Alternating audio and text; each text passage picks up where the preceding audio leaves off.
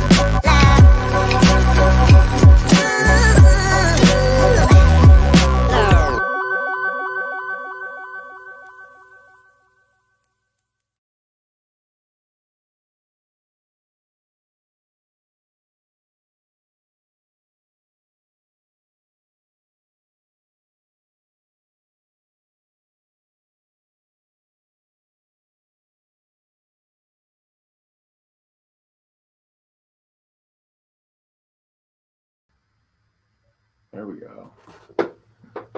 Sweet.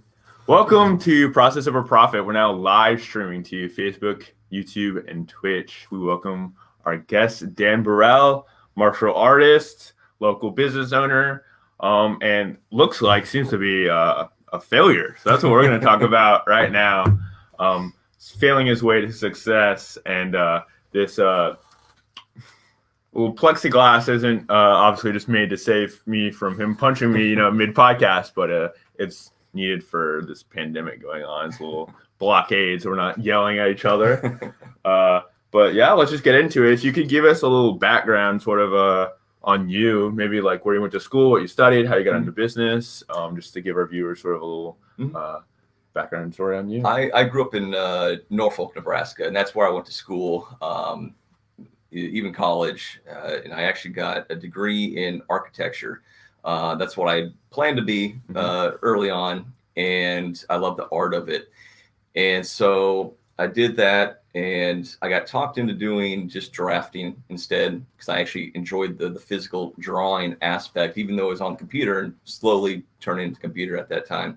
I just liked the creating part, and everyone I talked to said architects are more consulting and tell other people what to draw. So they can still do it on some cases, but like you're going to like the actual drafting side of it much better. All the mentoring programs I did, the job shadows, they also the same thing. Like, okay, so I don't need a 4-year degree for that. That saves me a lot of money. Yeah.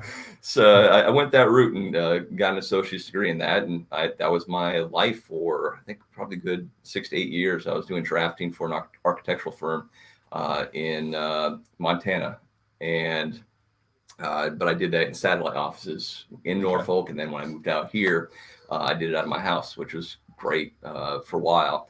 A little isolating, but eventually the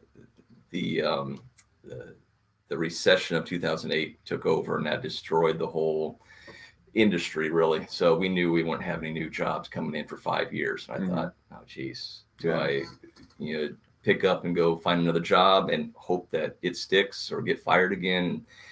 So I was actually doing martial arts at the time, and I'd been doing that since I was 13. And it was always my dream just to run a school. And I'd been doing it part-time, but it was just little things here and there, renting out to a building and come in a couple nights a week to teach a few people. And I thought, man, this is, strangely enough, is a good time to start a business. It's the recession, but I got a great deal on Why a so good in place. mine?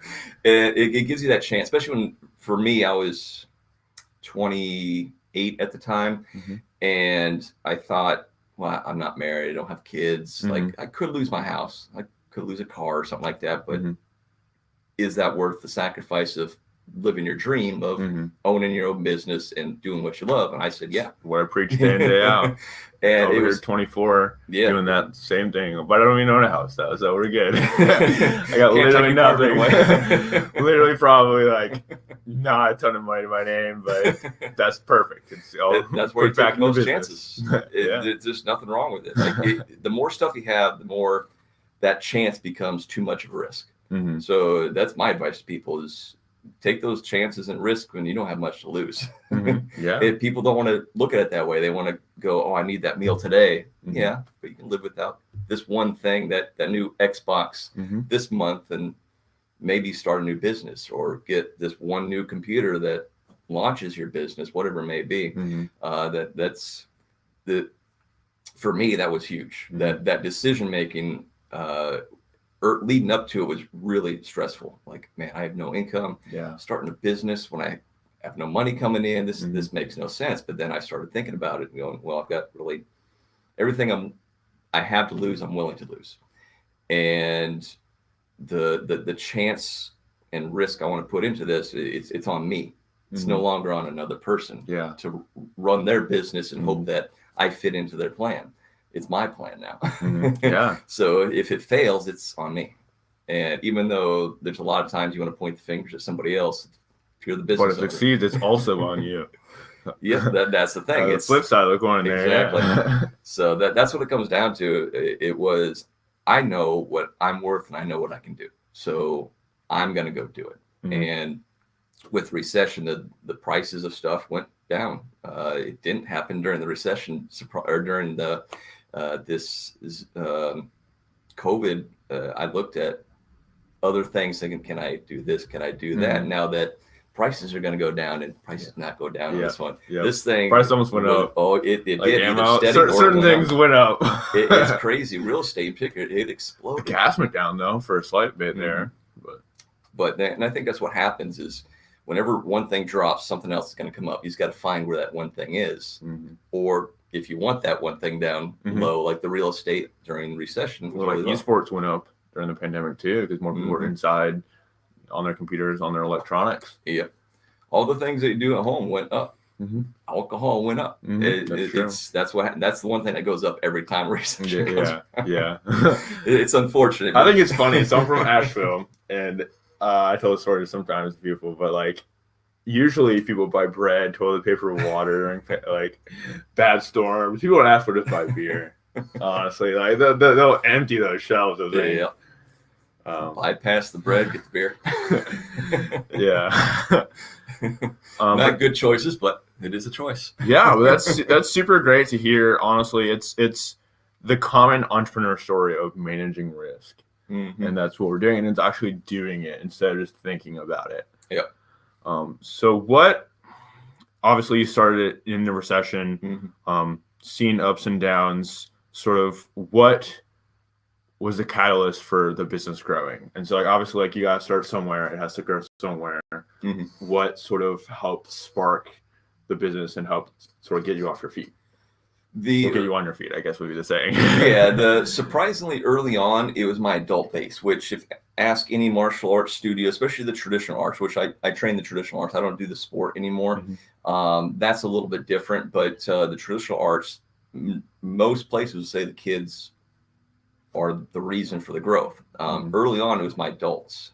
I don't really know why, to be perfectly honest. I think it was just because that's who I'll spend my time with. I didn't have kids, so I wasn't at the schools or anything. But I did go to networking events, and I met with other adults, and just everywhere I did, I played, softball, volleyball. I was always around adults that were active, and that's where some of those students came in. So that part is what got me up there. And then I also rented out, I subleased to other fitness people. So they actually paid my rent. Oh, okay. So even when I wasn't there, it was making money for me. That was something that I kind of quickly jumped onto. I don't even remember where that came about. I think somebody just asked me, "Hey, can I rent the place when you're not there?" I said, "That sounds like a great idea." Yeah. So that helped a lot early on. That got me through it. And then it was about 7 or 8 years ago, the big thing that really turned it into a career, not just a hopeful career, was the after school program. When I did bring in those kids, we go to schools with our vans. We pick up the kids from there right at school, 2:30, 3 o'clock, whatever it is, bring them to our studio, and then give them snacks, homework help, let them play a little bit, and then I teach them. Mm-hmm. So I have them for close to 3 hours, sometimes a little bit more than that. That was big because it got us not just the fact that I had kids in, but it gave me a new market to look at. Mm-hmm. And it gave me new avenues to advertise. And that too brought in more adults. So I would go to the open houses for elementary schools. You'd call them up, ask permission. Some say no, and that's fine, but they're usually pretty nice about it and say, hey, give us a flyer and we'll hand those out for you. Mm-hmm. But we can sit there and actually talk to people and get them in for trials and stuff. Mm-hmm. And that was big. So you're not just talking to the kids, you're talking to the adults. And probably half the people we talked to, half wanted to do the after school. The other half wanted for their older 16-year-old son or something like that, or daughter, or themselves wanted to come in. Yeah. So it was just the fact that I reached more people. That was a huge point for me. That's really what solidified. I think it's big on it's sort of like an upsell almost, in that you're offering after school care, which I think is more of what probably the people you were targeting wanted. It's more just, they just want their kid to go somewhere else. Maybe not it specifically be at a martial arts studio, but they just want their kid gone. And so that you were actually sort of fitting their need. And that's really cool to hear. Do you have any takeaways from doing martial arts and learning the parts of that as a sport / art, and then converting what you learned through the sport into business? Yeah. And this is the big part of actually what the book's about, is that failure. You're going to fail. Just, it has to be done. And martial arts forces you to fail. It does not care if you're talented. It doesn't care if you're good looking. If you have a broken leg, it's just what it is. It's a very personal journey. Now, the sports side of it, you're fighting somebody else, but very few get into that. And the most, they go in, they learn some material, they work with some people, but it's always about self-improvement. And that's a big part of business, self-improvement, understanding yourself, not just what the market wants, but what you expect from yourself and how you can grow. And then accepting that you're going to fail, but what are you going to do when you fail? It's not, how do I avoid failure? It's, how do I just kind of use that to launch me to the next point where I'm going to fail at another little thing, but it's going to be a little bit less this time. And then over here, I'm going to fail at this, but it's going to be a little bit less. And each failure gets you a little bit higher and closer to the success of what you're looking to do. So that's what I've taken the most from it, because that was something early on, sport wise. I was pretty athletic as a kid. I played all the sports all the way through high school. Even after college, I did some stuff, and on good teams, and I always felt very confident in what I did. I didn't struggle that much with it. But the downside of that was I was the kid who had the talent but didn't always work hard for it. Martial arts didn't care. It said, oh, you got talent. Well, let's change this then. And you realize that, one, there's always someone more talented that can break your nose or throw you to the ground, whatever it may be. And it's hard. It's hard to go into that fight and be like, yo, I want to get in the sport. But people who are better than me can definitely break my nose. Yeah, there's always somebody in every little recesses of the earth. There's someone better than you at everything. And it's finding and matching up, what are you better at than them? And then going that route. It's a philosophy that we have in Hapkido, one of the arts I teach. Is their philosophy is flow like water. If you're going down the river as the water and you hit a boulder, it doesn't stop. It just goes, oh, there's an obstacle, let me just move around it. Like that's a philosophy for life. It's Don't just stop and go, oh man, there's a boulder right there. What am I going to do? Let's go back. Yeah. There's no option for the river to go back. So be that flowing water, go around it, get to the next one, and just keep moving. There's always going to be an open door somewhere, just like I mentioned before. It's good for being prepared for it too. Like that's what you are doing when you're failing, is you're being prepared for when you fail more. You're doing things right now, and it might not work out.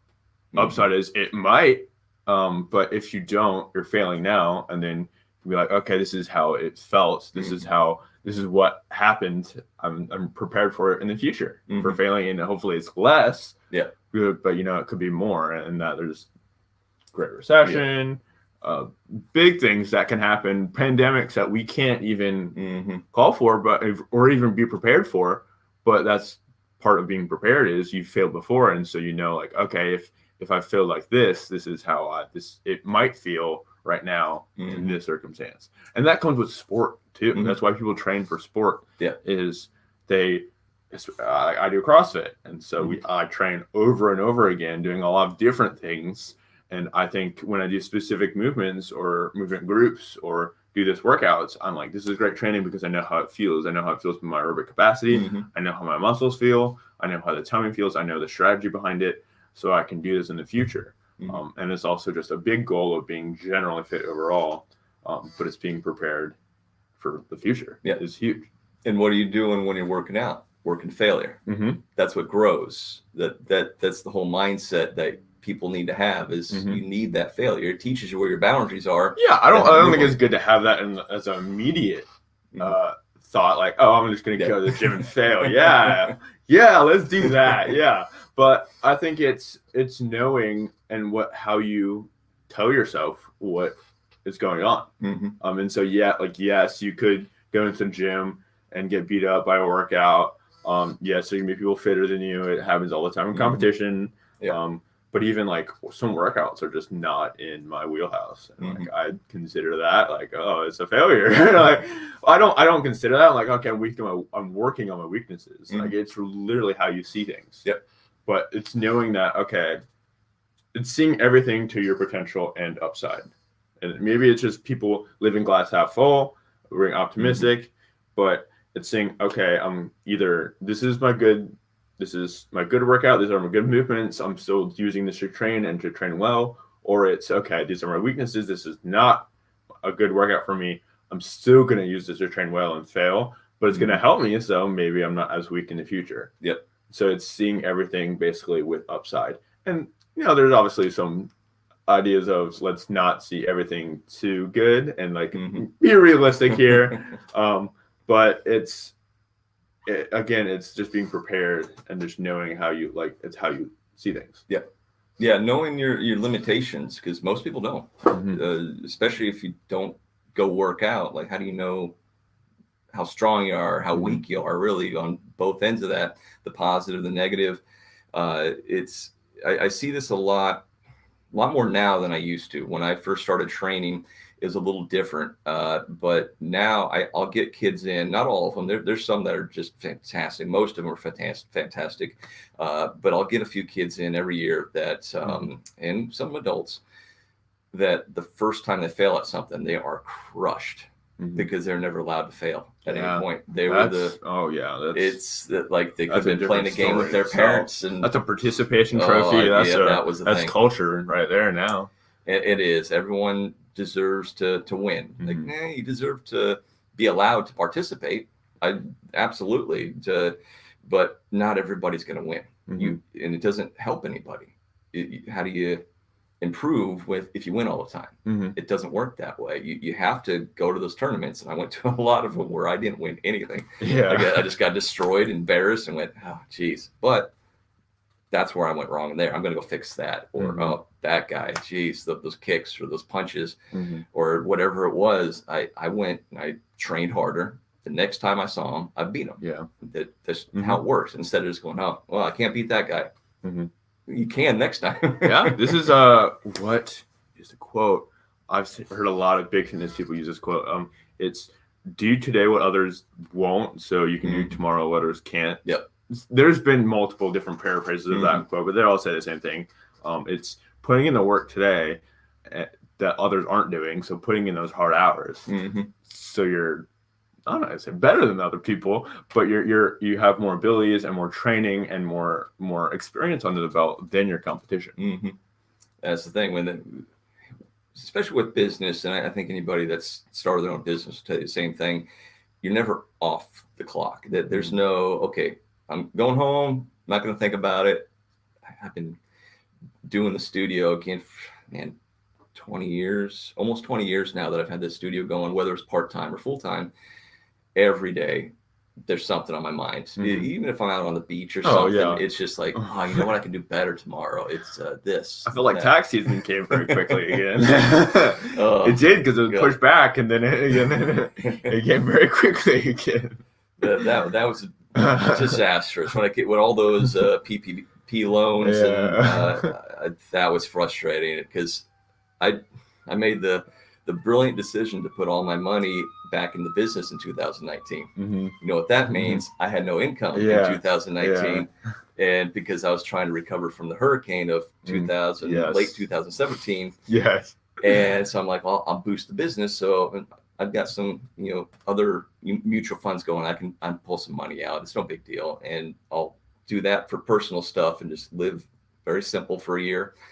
And next year, 220, I'll put the money back or take some money back out. And when you can't, that was a mistake. I should have let some of it come out. Yeah, that's just having stuff in savings and being prepared. And one thing, that's not what I'm literally pumping all of the money I make back into the business. It's because of the potential. It's not I'm living fairly cheaply. I still have obviously good resources at hand. With parents, but it's again, it's just pushing all the money back into business. It's the potential of things. I think it's a lot better than, okay, I'm going to stay in this job and work this hours and see no growth potential versus, if I can spend some money here and maybe it's not going to take overnight as it seems. It could take. So far, it's been over a year. So let's say over a year, but it's going to look like overnight in the long run. Honestly, if I own a marketing company for 50 years, just a little over a year might seem like just overnight. So it's the long game here, and this is what obviously the podcast is too. It's just making content for other people. Obviously, I enjoy talking with other marketing, business, entrepreneurial leaders, and so that's what the gist is about. It's just share ideas, make content for other people to listen to. It might not directly relate to me, or it's obviously not for my needs exactly every time, and that's just because I'm not self-centered like that. But sometimes, I obviously talk to people and I want okay, I need help now, but. Mostly it's just making content for other people. Most of the questions I ask are like, okay, what are some tips you have for people younger who want to be in your shoes someday? We'll get to that question later. But the big question I guess I have is why a book? So why using a medium like a book to portray your ideas? And for everyone listening and or watching the video later, you can buy it on Amazon and Amazon. Yeah, Amazon. Basically, all the major, the Barnes and Noble, all those major websites. There's a lot of them online. Amazon's usually the cheapest, especially if you have. Amazon's always the cheapest, I'm pretty sure. Yep. And then at my studio, I've got some there. I'm trying to get them into some of the local bookstores as well. Most of the local stuff is really nice about getting local. Businesses, and it looks like a pretty hefty book too. I mean, you said it was a toilet read. Yeah, it's. I don't know how many times you're on the toilet to get this book done. I tell people that because when you see it's, I think 300 and some pages. That's normal. I think that's normal for a good book. And there's pictures in there too that helps fluff it up a bit. But I break it down. Well, you see a bigger book and you go, oh man, that's a lot of time spent on that. And I got to do it right away. Otherwise, I'm going to forget what happened early on. So it's not a storybook. There's a lot of stories in it, but it's broken down. I think there's like 45 chapters in it. Oh, and the text is huge too. Oh, yeah. And you could probably read it from there, honestly. That makes it better too. I did that for an aunt of mine that really wanted the book. And she's a little bit older, so I wanted to make sure she can read it easily. We got the Karate Kid text in it too. Yeah. So it's a lot of chapters, and they're broken apart. You can literally read chapter 3 and then go and read chapter 45 and not Yeah, I get mean, lost. look, the chapters look like they're Pretty short, pretty 6 pages straightforward. maybe. Yeah. Mm-hmm. Some are longer, some are shorter. Mm-hmm. I think that's great. That's a good sort of overall good for reading to help people who not necessarily like reading, keep them entertained. Yeah, and that's why I did it. I enjoy reading, but it's hard. I had a learning disorder for my whole life, technically, and it was reading. And I struggled with reading books growing up, and I had to relearn how to read. So there's reading of learning the alphabet and stuff like that, but to actually comprehend what you're reading, it led me to struggling a lot in school. And I've kind of over the years discovered what it was. And for me, I struggle with fiction. And I from cover to cover, I read it was a Confederacy of Dunces. It was the last book I read, and it's also one of the first books I read, and that was just a few years ago. Okay. I tried reading numerous other books, and I couldn't get through, and that took me, I think, 3 years to read because I struggle. I read a paragraph. Poor reader too. I'm not saying you're a poor reader. Sorry, I'm not good at reading. Taking what you're saying, putting it to me, I'm not good at reading either. I don't enjoy reading. I don't know. I want to be better at it. But also I just think like, okay, I'd rather be doing business stuff or rather be, I don't see the benefit to me directly from reading. I'm gradually getting there in that I'm trying to read a few different stuff right now. It's literally like 2 or 3 pages a day though. So it's super minimal. Yeah. But obviously it's making habits too. I think is big. I'm not reading. Yeah. The thing that's, ever since I got into martial arts, I wanted to write a book. And even as a kid, I loved the writing process, but I struggled with the reading process. So it always kept me from doing that. And it was... I think it's a good title thing, too, for you. Be like, okay, martial artist and now author. Yeah. Like, it's I'm not saying it's prideful, but it's like...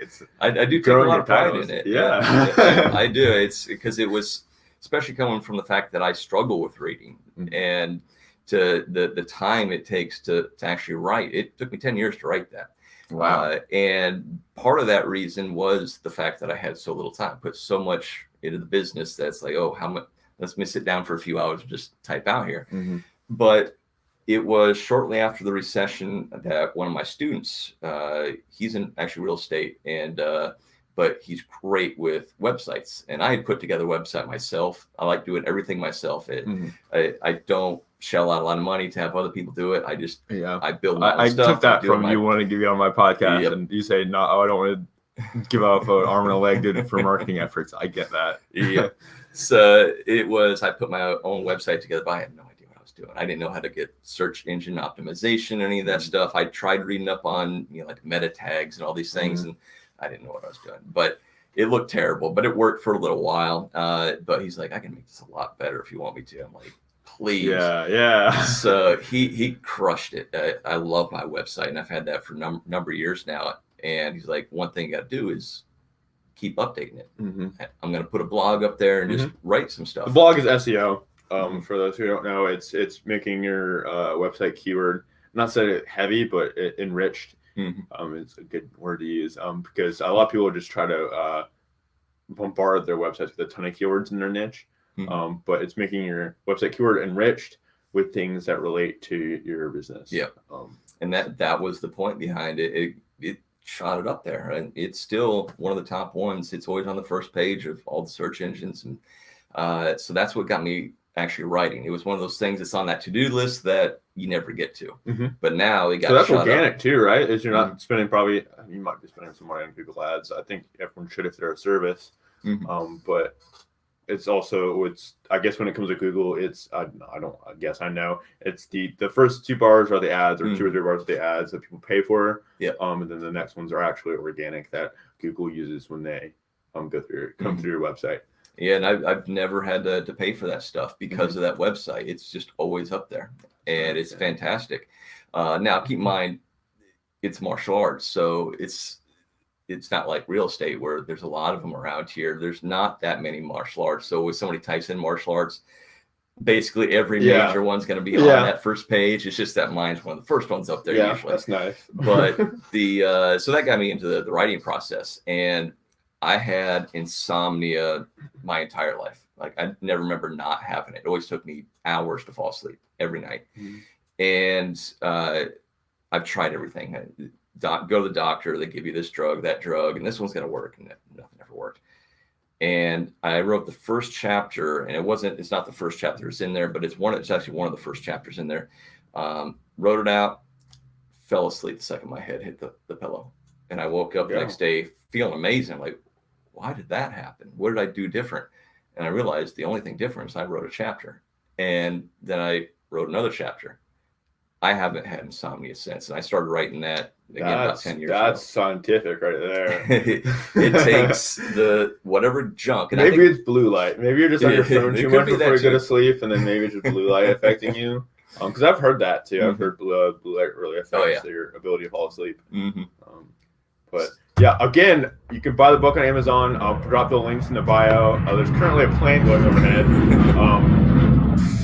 All those Navy planes. But honestly, you mentioned a lot of really interesting things in the last discussion about sort of why you did a book.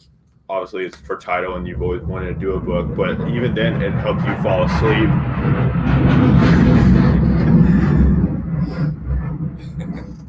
Yeah, okay. Lovely planes. But what were your ability to market the book is obviously what you're focused on now, and that's why you're on the podcast. That's why you want to get the word out there about your book, and hopefully people buy it. But you did also mention, I don't want to spend an arm and a leg on doing marketing things. Yeah. So how have you been, maybe not, let's not focus on the book yet, but marketing your business? Obviously, like SEO has been big, but has it just been like referral based, or how have you been sort of marketing yourself locally? That's generally or nationally. I've tried virtually everything over the years. Anything from print ads to I was even on the news. Did a 4-hour segment that kept cutting in and out. So TV with that, magazines, website stuff, social media. Like I've thrown money into it, especially those first few years when I opened up. You have to. Yeah, I put probably $4,000 in that first year, just dumping stuff in, trying this, trying that. 'Cause you don't really know what's going to work. Yeah. There's so many different avenues, which is hear this, people. Hear this. So people hire me, and they're like, "Oh, okay, I want this, and like their direct business goals. Obviously, everyone wants sales, but you're starting your business. You just want people to see your name and see that you're out there first and foremost, and so that needs to be a big goal. And also that people need to pay for advertising these days. Organic marketing is really ridiculously hard, and there are great platforms for it these days. But it's just then it takes too much time to make it. Yeah. And so truly, people have to pay for marketing, advertising, and it's obviously like what you've learned. It is. It's even the technically free advertising still costs money. Like a flyer, you still got to buy the paper for it. You still got to take the time to do up the flyer, or give it to somebody else and pay them to come up with the flyer or whatever it may be. So yeah, giving it out's free, but the process leading up to giving it out is not free. And your time is worth money. Yeah. So, and that's one thing that early on, I wanted to do everything myself. I felt I was pretty good with the computer. So I was making my own flyers and advertisements, and pamphlets, and even my own business cards early on. And it was never really great. And I was spending hours, and I'm like, man, I could be working on this other thing that actually produces money versus what might produce money from a free advertisement. And so I started, and the nice thing with having students is a lot of them have great skills. So my photographer is a student, so she does photography for me. And my other student does my website. So I got a lot of stuff that kind of free, but at the same time, a lot of times I trade them, whether it's free classes or training of some sort. There's always something involved there, but that's helped a lot. So I have kind of an army of people. That's just using what you have. It is. This is using what you have in front of you, and that's what a lot of people sometimes forget, is use the things you have in front of you, and then just go straight to, okay, I want to test this, and it's good. obviously there's so much testing involved in it. But he's utilizing, what you have, and that's what you have to do when you're bootstrapping business. Yep. What have you done? You can continue if you're going more than that. I was going to say, what have you done for blog? I know you mentioned blogs for SEO. Is that you just like creating the blogs on your own, or are you like trying to look up things on like LinkedIn industry, like look up topics and you're just going to talk about those? Like how those custom created? Because blogs take a minute to make too, especially if you don't like reading. It might be really hard to write. Yeah, it's every one of my blogs is just me writing, and that's what actually is the book. I just took every one of my blog posts, which early on I knew that's what I was going to create the book out of. So I did 2 blogs, which also produced a newsletter for me. So that gave me content for the newsletter, content for the website, and a chapter of the book. And I did 2 chapters every month. Okay, so you're doing 3 things in one there. Yeah. So it was worth the time for me to do that, because it got me a lot of different avenues going for that. And so I did one with martial arts oriented, one with fitness, because I'm also a personal trainer. And so I did those 2 blogs every month for, I think at the time, 6-7 years. And then I took a break to do some film stuff. And then I came back to writing again to get the book finished. And so it was almost always based off of either something that happened in class, a question that popped up, or something that happened. And I'm like, why did that happen? How can we get around it? It was, again, based on some sort of failure usually. And that's what I wrote about. So some of them I wrote in just a few hours, and others, it took me a month of writing because I needed to do references on stuff. There are some pretty in-depth chapters in there where I needed to read some books on the subject to make sure I'm not just throwing it off the top of my head, but getting actual professionalism. So that's like, you have some things that you can say off the bat with confidence because you're professional in an industry that for a fact that you can do a chapter easily. But also, like, you still don't know what you don't know. Yep. And so you have to actually do some research on your own and make sure these facts are correct, learn from other people in the industry, learn from people in other industries too.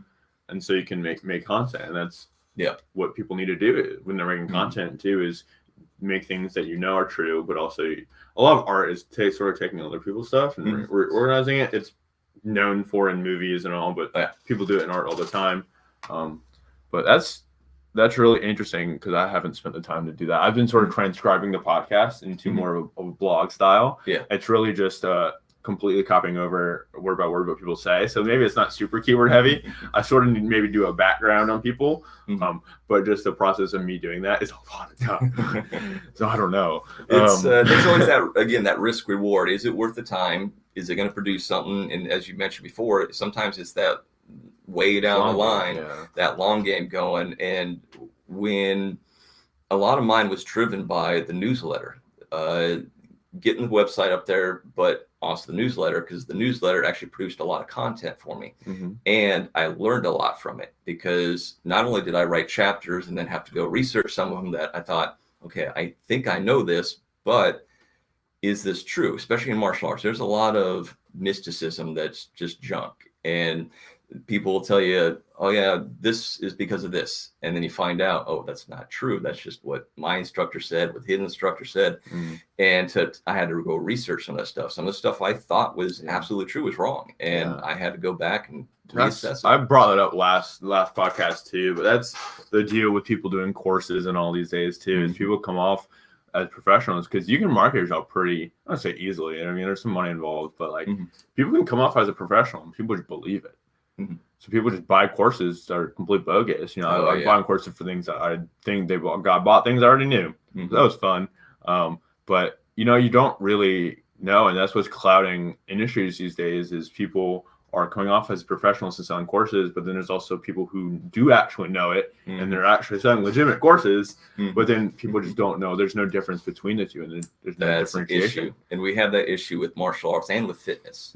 Oh yeah. Yep. It's really unfortunate. At the same time, I understand it, because it's so hard to have just one line that says, like, one organization says, okay, you're the professional here. Yeah, I'm in CrossFit, and they think they're I don't want to say things. They know there's a best fitness program out there via how they train and their methods. It's interesting to see.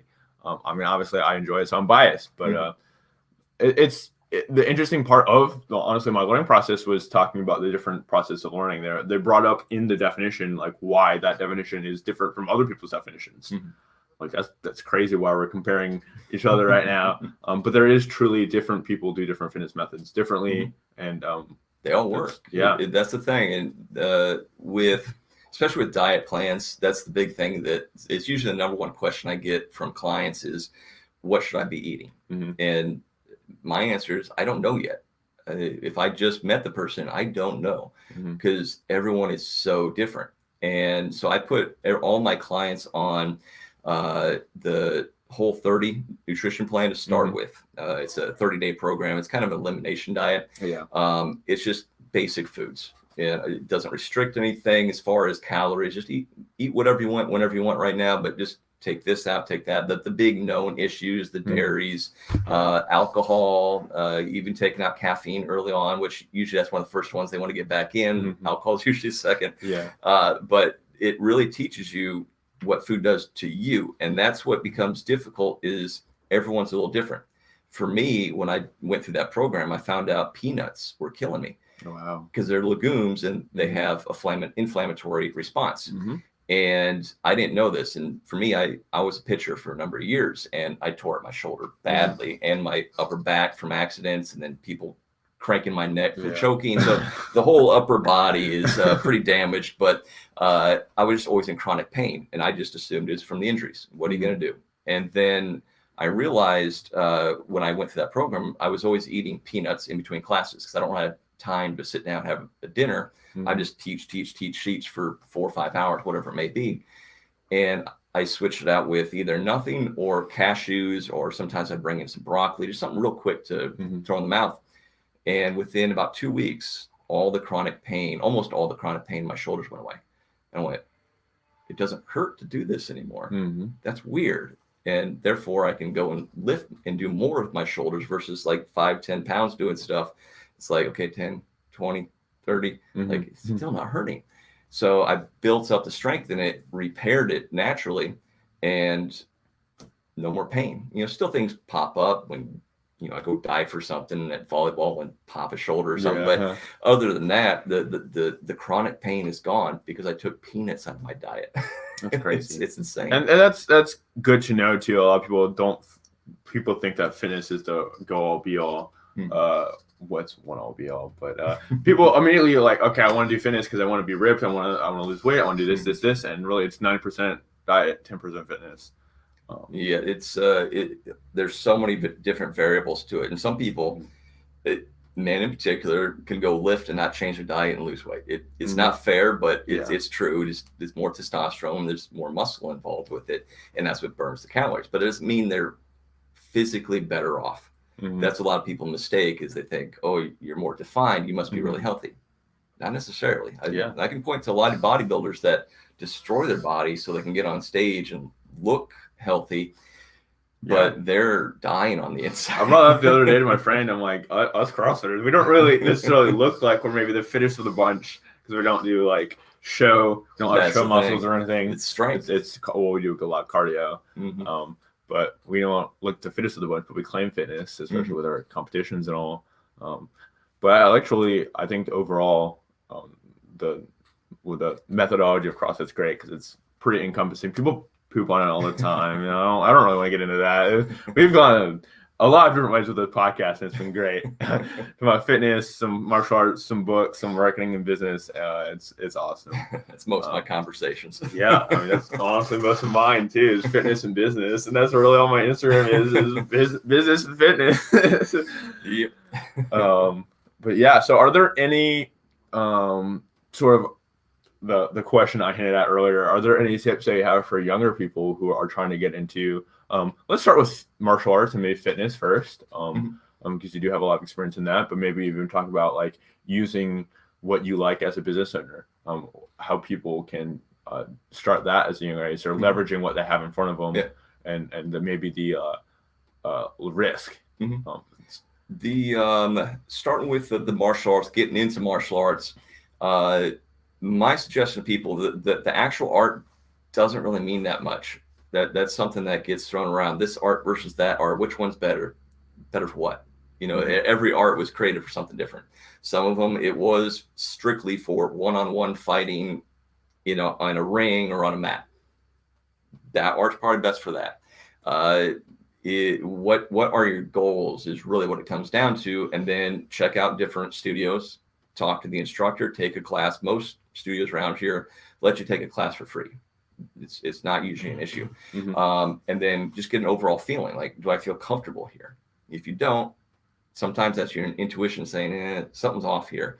And don't push yourself into something just because it's the fad art, which that changes from time to time. It used to be, when I grew up, it was karate.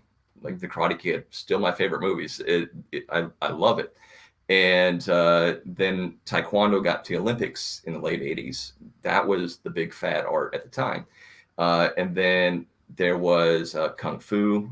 Jiu-Jitsu's big now. Muay Thai. The thing is, they're all great.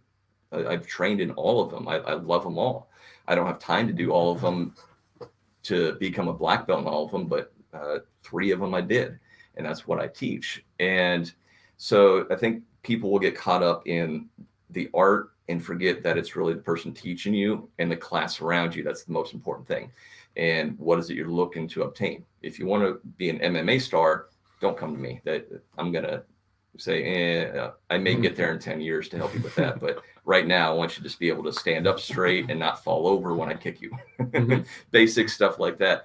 So every art brings about something different, but really it's the instructor that is the important part. So that's the first thing.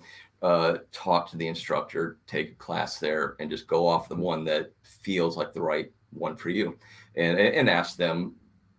As me, when somebody comes in, I ask them what are their goals. So it's one of the first questions. What are you looking to obtain? The average person wants to learn self-defense, have a hobby, and do something for fitness. That's not lifting weights or going and running. I'm like, perfect. If you're doing fitness, the Taekwondo program is probably better for that. Hapkido, if you're doing self-defense, that one's probably better for that. Hobby, the Gumdo program, it's a sword art. It's really unique. It has a lot of culture to it, but you're not going to carry around a sword out there. It's not great for self-defense. Yeah. So it's little things like that. It's just you take the time to ask the right questions, and that right questions for you, not for the average person. But that start with that. And one of the questions I get from parents is what age they can start. A lot of phone calls I get are for 3 and 4-year-olds. And I say, it's great that you're thinking about martial arts, but don't do it yet. Some places will do it, and they'll do like a Little Dragons program. I've done that before, but it's almost like gymnastics and keeping the kid entertained while learning how to make a fist or stand up properly. It's not the best in my opinion, but again, if you have someone that really knows how to do it, that's great. Just if that wasn't me. And so what I told a parent recently that had a 3-year-old looking to get into it, put them in gymnastics or just any sport at all. Get them really connecting with their body. That's number one, is to be comfortable in your body. And from there, as they progress, then when they're 6, 7, 8 years old, get them into martial arts. They'll understand it a lot better. If you understand why you're punching something or blocking something, or why it's important to do this instead of that, whatever it may be, that's crucial, because a 5-year-old's not going to understand what they're doing. It could be dance for all they know. They don't care. They enjoy the movement. That's what it comes down to. Yeah. So that's a big part of that. Another big thing that tends to come up that people ask about injuries as adults. They're like, man, I've got this injury. I'm not sure if I can do martial arts. Yeah, anybody can do it. I've taught people. My oldest black belt that I've ever promoted, he was, I think, 65 at the time. And he started when he was about 60. And he had both knees replaced. He had like a broken collarbone at one point. He had a lot of injuries, and it didn't matter. Like some arts, it'll matter. For my Taekwondo program, a little bit, because we need to kick. So if kicking above your kneecaps is just not going to happen, then that's not the best art for you. But my Hapkido program doesn't care. We don't do a lot of kicking with that. We do more grappling and positioning. So it's on the ground. It could be standing, whatever it may be. So there's always an option there. If you just want to learn self-defense or just want a hobby, it does not care who you are, how old you are. The injuries that happen in it are very minimal. And again, this goes back to whether or not it's a sport art or not. If you're going into sports, you're going to get injured. You're going to live with injuries. And that's part of the reason I got out of it and why I don't teach it very much anymore. It's just too many injuries, especially with CTE now coming up. I'm looking back on my times and how many times I got a concussion and never went to the hospital and that just got back up and started punching again. That worries me. And I don't want that worry anymore. I don't want to add to it. I don't want to be the person that does it for the next student coming in. I want to protect my students. So the injuries are actually pretty minimal. Most of my injuries since I got out of sport was from teaching, because I kind of have to keep myself open for the kids and the adults to learn. So when I spar them, I let them hit me sometimes. They have to learn how it feels. And sometimes you end up with an injury from that. And you just kind of grit it and keep going. Good job. Yep, Golly. good job knocking me out yesterday. That was great. So that's what I would suggest with getting into the art. Really just talk to the instructor. Most of them will tell you the truth about what you need to know. I don't know too many good martial artists that hide anything. Like if there's going to be an injury involved with it, they'll be upfront with you. So that's what I suggest for that. With the business side, the great thing about martial arts, and I think personal training was the same way, it doesn't take a lot of overhead. It can, if you want to jump right into it and start a full-time school and have this program and that program, that's going to cost a lot of money. But I took no loans when I started my studio. And it's just because I started small. My first classes were in my garage. And just taught my brother. I taught a friend of mine. And then that friend had his wife said, "Oh, we're at this daycare and there's one room that's never used. Do you guys want to just use that?" I'm like, "Yeah." So I got a free little room 2 nights a week. And then that grew, got new students in. And then I looked into renting out from another place. And I went into a fitness studio here in town. At the time, it was here in town. It's not here anymore. But and I rented out their group fitness room, again, a couple nights a week. So that was, I think, about $300. Nothing major. And then that grew. So I went into another studio that offered martial arts. As a friend of mine. And so he was teaching Mondays and Wednesdays. I'm like, "Can I rent it out on Tuesdays and Thursdays?" "Yeah, sure." So I think maybe $500 now for rent with no other overhead other than advertising. And that's why I was able to do some advertising early on, because I saved a lot of money on that. So I really just built from nothing. And every time I got a little extra, I put that back into the business, grew it a little bit more. And then that's when 2008 happened. And I said, well, I'm going to take a chance here and actually rent my own building and go full time with it and see what happens. And I'm pretty stubborn, so I just made it work. I don't want to go back and forth too much. But going back to the book a little bit, it says the Dan Do method. Is that a method that you sort of made, or is this whole book? What are you going to call that? Or is it was originally the title of the book was it's actually Dan Doe. Dan Doe. And that's why we didn't make it the title of the book, because we figured a lot of people are going to read it as Dan Do. And Do in particular Korean styles, but a lot of styles is the way.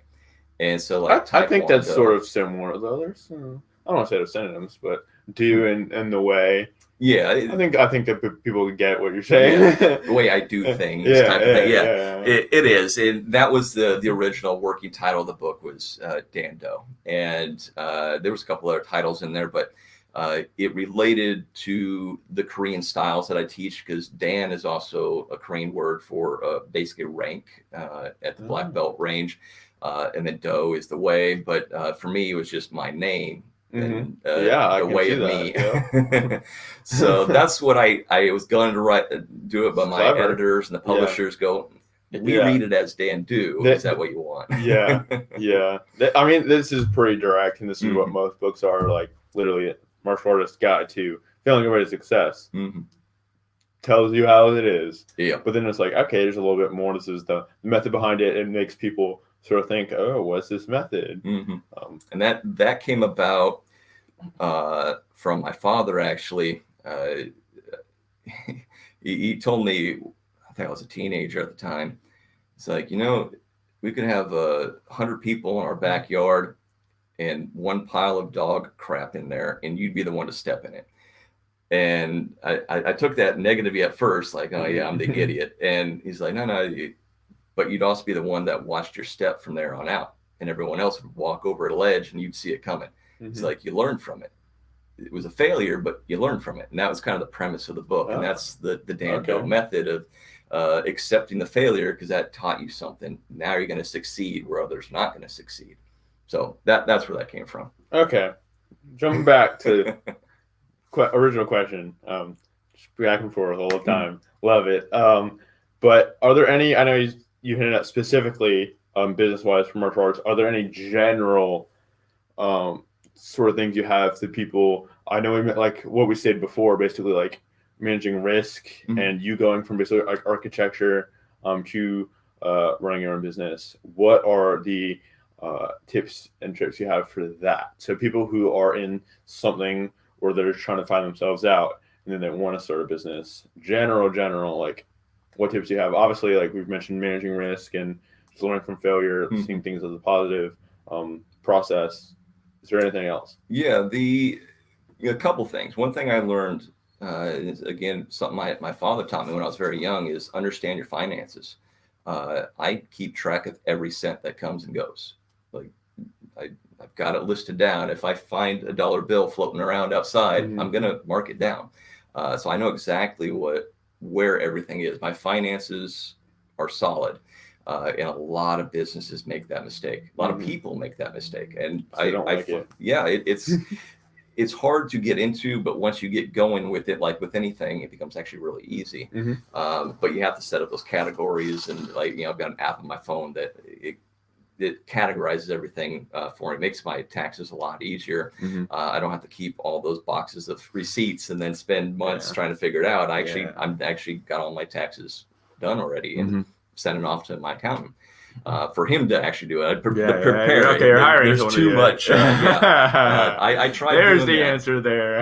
I tried doing my own taxes. At some point, yes. As business owners, you should probably work with accountants, especially like with me now. I have to do self-employed stuff. I have 1099s, and I also have the other W-2s for people in other employment. So 3 different ways of. I have 80 different documents I have to do now. It's great. I love it. When I was doing just personal, I did that a couple times my own. It was pretty simple. But they make it super simple. It's just still the online stuff is super. They can make it as simple as they can. It's just there's so many options. There's so many options. There's still there's no information about it because they don't teach it. And they're okay with that, because if you make a mistake, the government makes the money. And that was the issue I was having. I went through early on when I had my business, and I was doing it myself, and I didn't really know how to do it. And at the end of doing this whole online thing, I thought, oh man, I owe $4,000. And I really didn't. I was making some mistakes in there. And that's when I took it to, again, another student of mine that's an accountant, and said, hey, can you look over this stuff? And so I've been working with him ever since. And just a flat fee. It's very reasonable, and he finds everything. Gets the job done. They know what to do. And instead of me taking endless weeks and months doing it, he can get it done much quicker, and I don't have to think about it. So that is one thing. Another general thing is, know when you're wasting your time trying to save money. Go to somebody that really knows what they're doing. They will save you money in the long run, accountant being one of them. So that's one big thing right there. And with that first 2 years that I did my studio full time, because I knew my expenses, I got my personal expenses down to under $200 a month. That's food, that's vacations, that's everything. Whoa. Now there is still, the only thing was my mortgage. That's not gonna be there. really, I conveniently showed up on food. I conveniently showed up at friends' houses at dinner time. Okay, that's it. That's So- it. I was Little about to be things like, like if that. you can manage a $200 food budget and still be a healthy guy as you are, like you got some secrets that you really need to share. You'd be writing a different book right now. So that's a big thing right there. If you understand your finances, you understand what you have to work with. Too many people they don't know, and it shocks me when I find out that, like, someone would throw out a lot of money and they don't think about it, and then they wonder why they can't pay rent the next month. I'm like, I can tell you, and I don't even know your finances. What wrong there? But that's a big one. And then another thing is, what is your actual goal?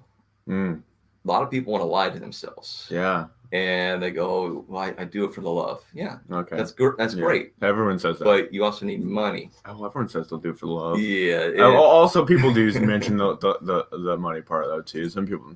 If you're honest with yourself, you understand you need to make money. I think it's deeper than that. I still think love and doing it for money is still some people can doing it are just because, like, I know most restaurant people do it because they enjoy it. And not necessarily for the money, because you don't make a ton of money in restaurants. I don't like. It's more of the love thing. But I still think that's sort of a cop-out answer. It's like, oh, how are you doing? I'm doing good. I still thinking, oh, I'm passionate for it. Like, yes, that's a good driver. But I think that's more behind the scenes as a driver, not necessarily like, oh, goal. Yeah. And that was a big mistake I made early on, because I do really passionately love what I do. I love teaching. And I actually surprisingly love teaching more than I love training. I really love training. But is there something below, like, is it seeing the faces of, like, can you specify more of that for me? Like, is it seeing the faces of the students after they've, like, learned something, or is it like... Yeah, that right then and there, sometimes when they're trying to figure something out, and they're like, I've had a lot of, especially my adult students, like, oh, I'd never be able to do this, but I just want to train, learn some basic stuff. I know I'll never get over here. I'm like, okay, you're going to just focus on this, but this will take you there. Okay. And then when they get there, there's like, oh my God, I can't believe I did this. There it is. I never would have thought I could do that. That's the specificity I want behind love. It's people have that one sentence of, like, okay, this is what I like to see. I like to see businesses be able to succeed because of my marketing efforts or whatnot. Like, it's the sentence behind the love that I really think is important for people to grasp.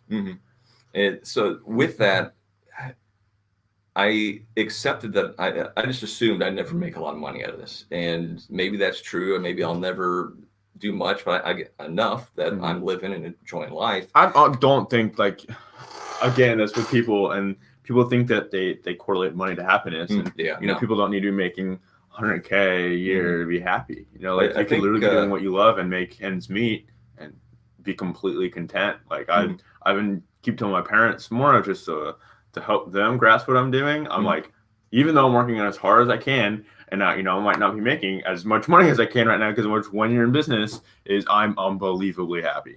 I literally love what I'm doing, even though it's extremely hard. Yeah. And I'm not making the cliche or the culturally, like, oh, you need to get a job out of college, make 40, 50K, or the entry level salary, and be good.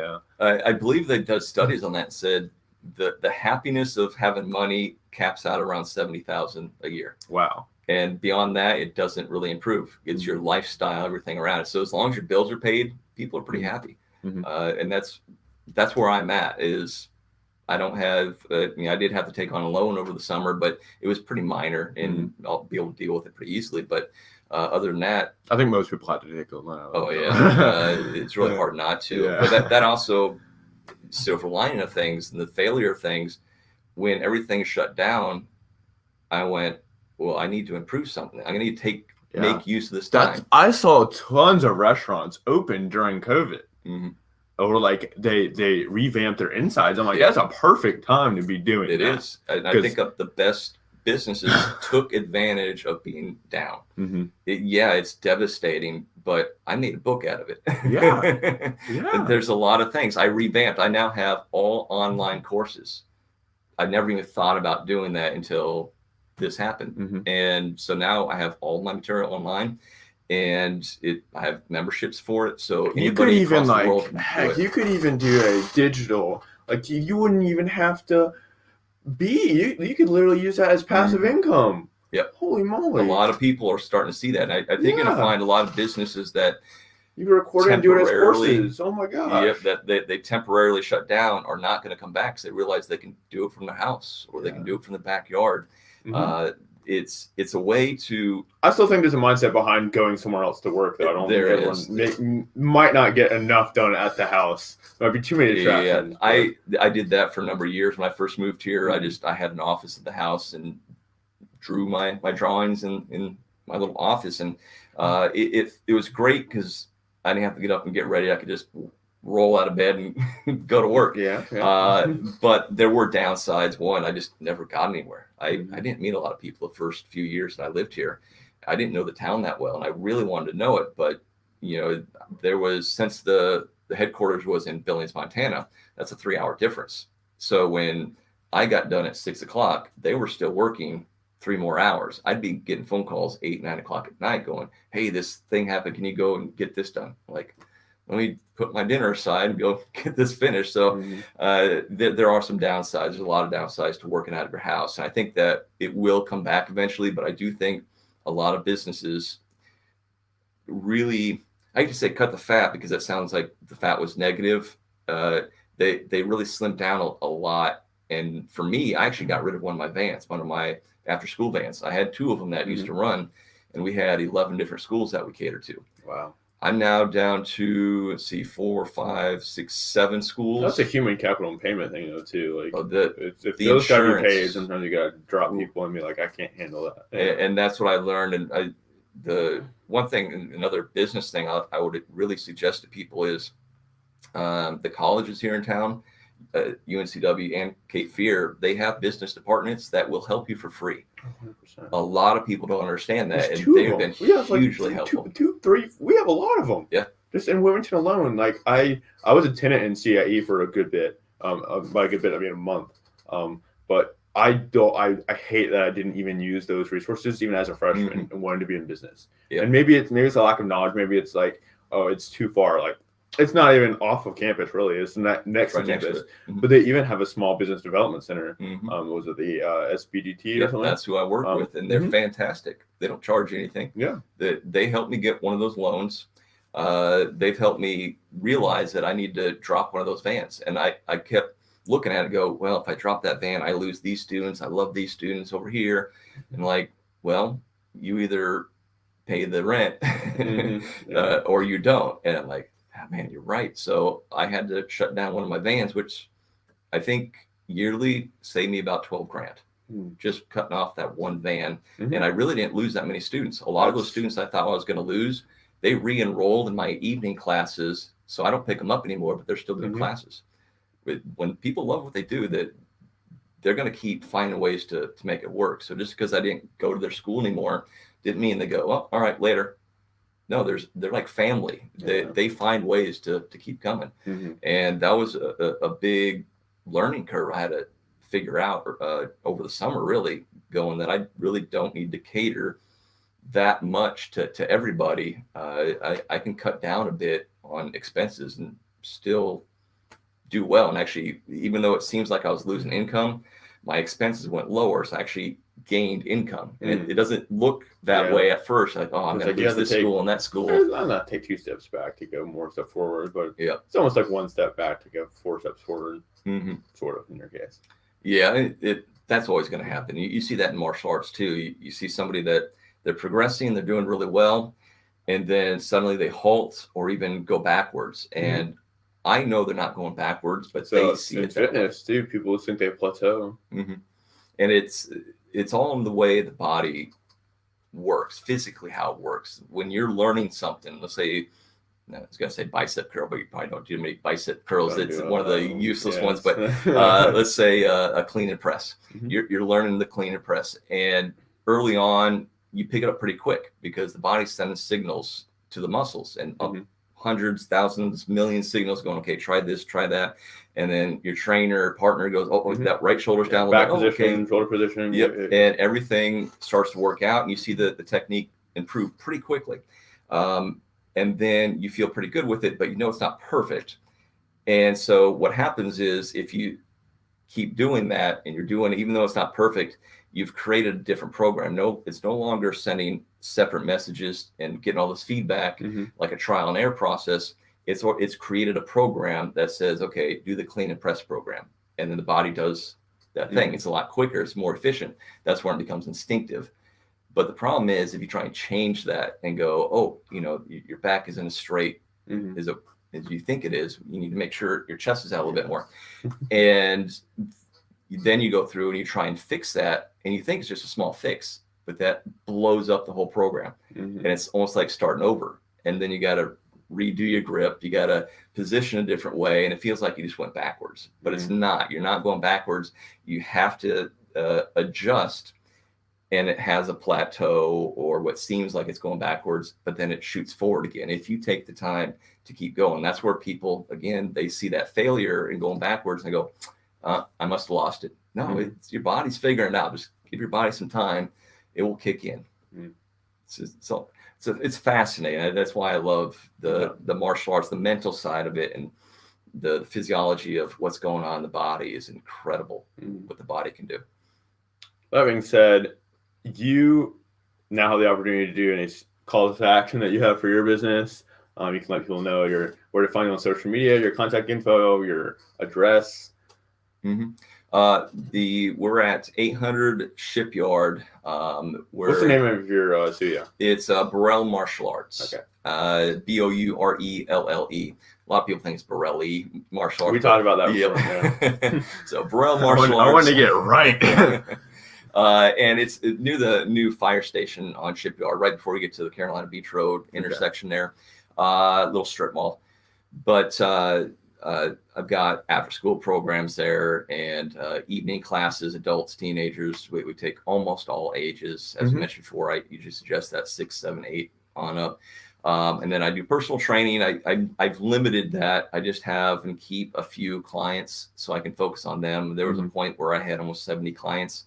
It's a lot. I was forgetting names and yikes. Workouts, and it wasn't quality. I felt really bad, so I had to start cutting out those. So I always keep it down to about 5 clients and or less. At that point, that's when you charge more. Yeah, it is. You okay, too many people are getting on me at this rate. Maybe I need to go up and then only have a few. The book again on Amazon. You can also stop by the studio. I always have. You prefer people calling you or emailing you or what? Call, email. The email's easiest, just because usually people call me during the day or evening, and you're teaching classes.